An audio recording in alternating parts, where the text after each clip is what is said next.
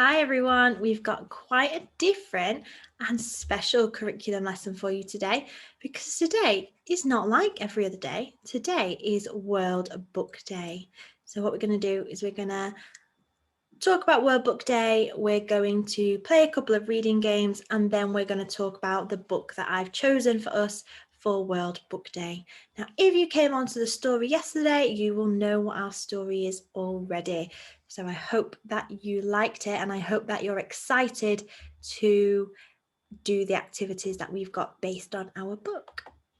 So what is World Book Day? World Book Day is a huge celebration of reading, books, authors, and illustrators, as well as the readers themselves.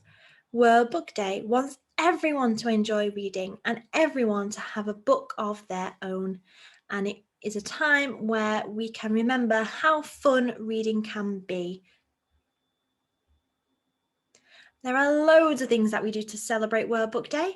We can share stories with other people.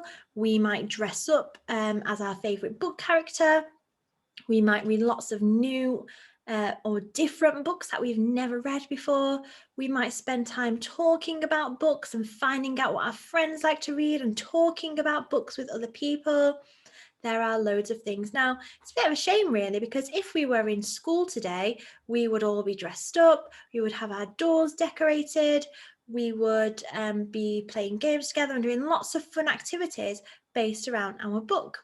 So, a bit different this year, but when we come back to school, we will find a way to celebrate World Book Day together. But for now, we're just going to have to do it in the home learning style. So I just want you to now pause the video and have a think. Why are books so much fun? So what do we like about books? What do we love about books and reading? Why do we like to read? We've got loads of words down here for you to have a look at and prompt your thinking and make you think about some ideas of what books you like to read, why you like to read those types of books. Okay, lovely. Hopefully you've had some time to think about that. I had to think myself, and I like to read books because I like stories that are about other people's lives, and I like to relate to those stories. I like stories that are about adventures and fantasy worlds that help me to escape to somewhere sometimes much more interesting than my life. And I also like to read to find out new information. So they're all the things that I thought about. And it'd be really interesting to hear some of the things that you thought about in that time. Okay, so game time. This is not necessary at all. If you want to have a go at this, this is a fun little activity inspired by World Book Day. But if you don't want to do this, that's absolutely fine. If you would like to have a go at this, it is a World Book Day scavenger hunt. So the aim of this game is to get out some of the books that you own, and can you go through those books and hunt for these characters or these places or these things in there. For example, if you had the story of the Princess and the Frog or the Frog Prince, you would then go to that story and you would find a frog. If you had the book The Tadpole's Promise at home, you would find frog in that book. So loads and loads of books that you can go through to try and find these items or these characters. Like I said, this is just a little bit of fun to get in the spirit of World Book Day. It is not compulsory. If you don't have many books at home, you don't have to do this. If you do want to do this, great. I'd love to see it if you send it in. If you want to, you could even try to design your own scavenger hunt based on the books you have in your house for somebody else to do. Okay, a bit of a game again then that you can hopefully join in with for the next couple of minutes. So name that story. So I've got 6 story descriptions on the screen and you need to work out which story they are talking about. So let's go through them. A girl leaves a prince's palace at midnight but dropped a glass slipper. A princess sleeps on a bed with 20 mattresses and quilts, but hidden at the bottom is a tiny pea. A little hen plants and grows some wheat, grinds some flour and makes a loaf of bread without any help from the other animals until it's time for the bread to be eaten. A biscuit runs away and is chased by lots of people and animals. He tries to cross the river with the help of a sneaky fox. A naughty little girl goes into a cottage she finds in the woods. She eats some food, breaks a chair, and goes to sleep in a little bed. But soon the homeowners come back. And a man grows an enormous vegetable, but needs lots of help to pull it up. Did you work out what any of those stories were? Well, let's go through them. Well done if you said that this story is Cinderella. Well done if you said that this story is The Princess and the Pea. Well done if you said that this story is The Little Red Hen. Well done if you said that this story is The Gingerbread Man. Well done if you recognise that this was Goldilocks and the Three Bears. And well done if you recognise that this was The Enormous Turnip. Maybe if these are some stories that you are not familiar with, why don't you have a look for them on Google to try and read them, because they are all very, very interesting little stories and they won't take you very long to read. Okay then, so our World Book Day book is The Boy Who Grew Dragons. Now, I chose this book because I've just bought it for my class and I think you'll really enjoy reading it. And I know that Miss Mannion's class have also been reading this before we finished for the home learning. So back at school, Miss Mannion's class were reading this and my class will begin reading it when we go in afterwards. So it's a book that both our Year 2 classes will have a lot of knowledge about and hopefully really, really enjoy. Now, this book is by a lady called Andie Shepherd, and here she is. And it is illustrated. That means the drawings were done by this lady here, and her name is Sarah Ogilvie. You can see it down there. Sarah Ogilvie. Now, yesterday, we read chapter 1 of this book in our reading section after phonics. But if you missed that, then you can actually watch the author, you can actually watch Andie Shepherd reading you the first chapter of the story on YouTube by going to this link below. Now, you're not going to be able to click this, but you can copy this into your search bar at the top, or even if you just go onto YouTube and you just type in The Boy Who Grew Dragons, Andie Shepherd, it will come up with her reading the first chapter. And actually, if you really enjoy that, you can then listen to all the other chapters that she has recorded as well. I believe she's actually recorded the whole of this book, and then she has written 3 more sequels to this as well. So if you do enjoy this and you enjoy listening to the first chapter, read or listen to the rest of the chapters. If you enjoyed the whole book, maybe go out and try to find the next book. She has The Boy Who Grew Dragons, The Boy Who Lived with Dragons, The Boy Who Dreamed of Dragons, The Boy Who Sang with Dragons, loads and loads of different books that you can see on the back there. So if you are about to go and listen to that story, even if you made it to the story yesterday and you want to go and listen to it again, that's always a good thing to do. Here is some vocabulary that we came across in that first chapter. So we've got nettles. Nettles are plants that have very stingy leaves, and if you touch them, they will make your skin itch and feel really, really uncomfortable. Brambles. Brambles are bushes where blackberries grow. They're really thorny. It means they have lots of spikes on them.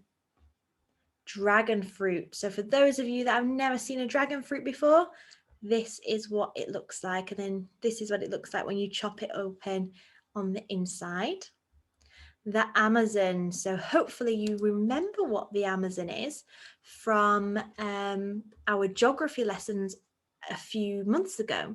But if not, Mum compares Grandad's garden to the Amazon, and the Amazon is a rainforest in South America. And as you can see, there are so many trees. It is the biggest rainforest in the world.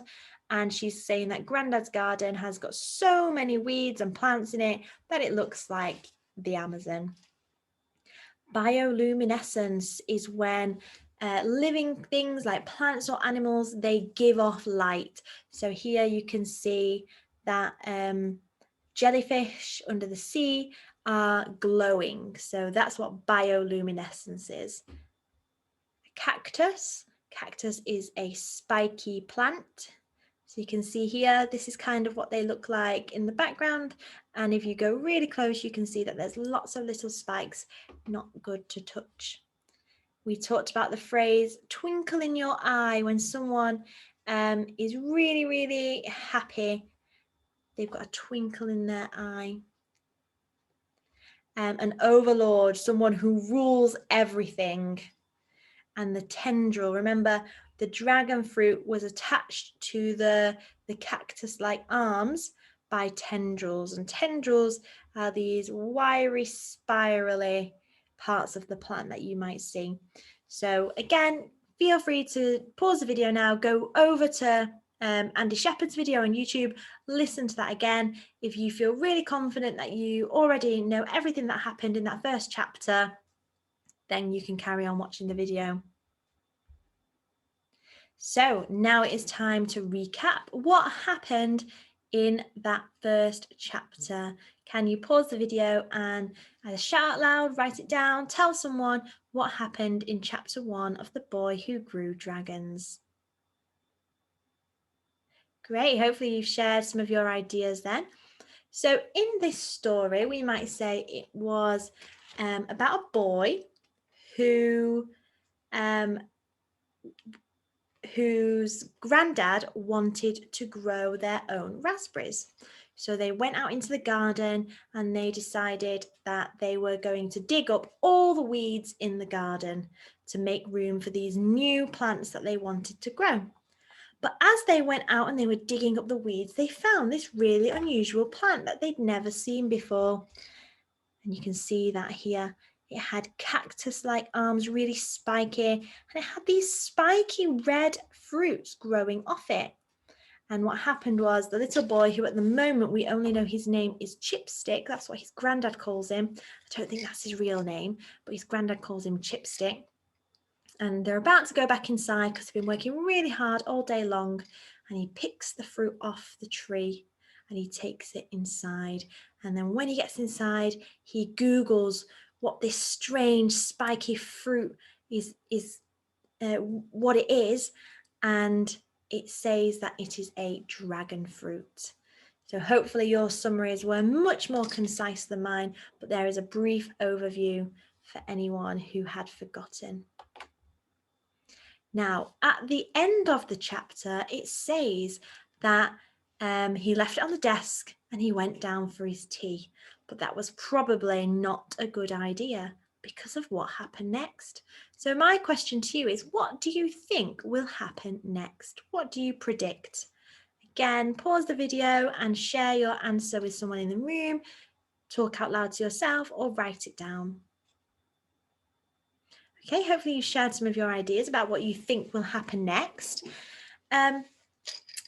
I predict that a dragon will hatch from the egg, because it's called a dragon fruit, and we know that this is a story about a boy who grows dragons. So I predict a dragon will hatch from the fruit. And because of some of the things that it said at the beginning of the story, where it compared dragons to cucumbers, I predict that the dragon that comes out of the dragon fruit might do something naughty. So I wonder if your predictions were similar to mine. If you said anything different, I'd really like to hear that. Okay, so now I'd like you to have a think. If you could grow anything at all in your garden, what would it be? What would you grow in your garden? And I've put loads and loads of pictures on there to give you some ideas of things. if you're struggling to come up with those ideas. And down at the bottom here, we've got a sentence starter. So I would grow. Can you tell me what you would grow? So that or because. Again, pause the video, share your ideas with someone in the room, or just talk out loud to yourself, or even write it down if you want to. Lovely. Hopefully you've shared your ideas by now then. Maybe you said you wanted to grow a different magical creature, such as a unicorn or a mermaid or a fairy, or even some little elves that can help you do your jobs that you need to do. Maybe you say that you want to grow a plant that will grow your favorite animal. For me, I would love to have a plant that grows puppies. Maybe your plant would grow some seeds that you can plant that grow into big castles so that you could live in them. Maybe your plant would grow cars or rockets so that you could travel to space. Maybe it would be a money plant or a magic wish plant where every flower is a wish and you get to make a wish whenever you pick one of those leaves or those flowers. Maybe your plant would grow treasure, gold, diamonds, rubies, anything like that. Or maybe it might grow something like clothes or even your favorite foods so that you don't have to cook it. It just grows straight off the plant. Might have a pizza plant or a candy floss plant or a chocolate plant. So many ideas, and I would love to hear those. Now, I just want you to have a think about that thing that you would grow in your garden. And what would the plant look like that grew that thing? So in my garden, I would grow puppies because they are beautiful and they make everybody happy. So what would my puppy plant look like? And you've got loads of examples here. This is the dragon fruit tree, like the story. Would it have patterns on the leaves, maybe patterns like a zebra or spirals? Would it have an unusual trunk? Or maybe an unusual colour of leaves? Maybe it would be quite spiky. Maybe it would look a bit like an explosion. To me, that looks like an explosion of leaves and branches. Again, is it another unusual trunk? How is it unusual? Does it come out? Is it really wide? Does it have a pattern in it? Does it have holes in it? Does it have really unusual shaped petals on its flowers or unusual colours? Is it spiky? Is it round? Is it multicoloured? Is it an unusual shape? Does it go in spirals or does it make a circle or a sphere or a ball? Or maybe in the shape of a pine cone. Loads and loads of ideas here. So just pause the video and you've got some sentence starters here. It would be, it would have. So I'll give you mine, for example. So my puppy tree would be as tall as a bus. It would be really tall. And you might notice that I used a simile there. So maybe you could use a simile. It would have thick curved roots that formed into a cage. It would have soft furry leaves that change colour. So these are some ideas that I'm thinking of for my puppy plant. What would your plant look like? Lovely. Hopefully you've had some time to share your ideas then. So what we're going to do is we're going to fill in one of these sheets, and you can see here I've got the top. So what we need to do is we need to think of a name for our plant. So my plant is going to grow puppies, so I've called my plant the puppy leaf, and here I've drawn a picture of it. So you will need to name your plant, you will need to draw a picture of what it looks like. If you want to keep the video paused here while you do your drawing, you can take lots of ideas from these unusual plants that we've got on this slide. So I used this kind of idea for mine. And also a little bit of this one here.